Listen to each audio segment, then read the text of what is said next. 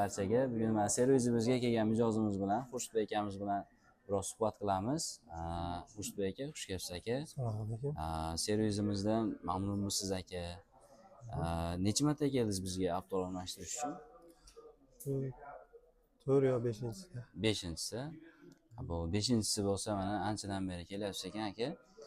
Servisimizdan mamnunmisiz? Sizga yaxshi xizmat ko'rsatishyaptimi? Servisdan juda ham mamnunman. Xodimlar bilan yaxshi ishlaymiz. Muomalalari ham zo'r. Doim kelamiz, vaqtida xizmatlar ko'rsatib, yaxshi kuzatib borishadi. Shikoyatlaringiz yo'q ya'ni? Yo'q, shikoyatlar yo'q, xudo xohlasa. Mashina haqida qanaqa tafsilot sizda?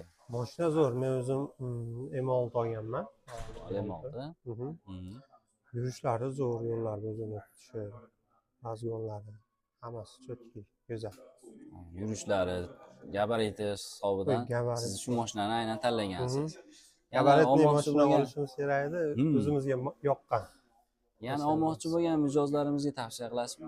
Albatta. Nimalari ko'proq sizga yoqadi bu mashinamizni? Xususiyatlari, boshqasi.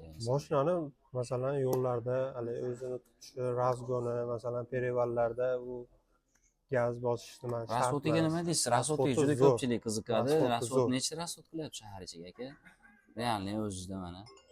Shahar ichida to'g'risi nima hisob kitob qilib nima qilganim yo'qman. Lekin nimasida 7-8 ta atrofida. Qabulda 7,5 ta ko'rsatyapti. 7,5 ta ko'rsatyapti. Zo'r. Bizning xizmatimizdan foydalanganingiz uchun rahmat aka. Intervyuingiz uchun ham kattakon rahmat. Sog' bo'ling.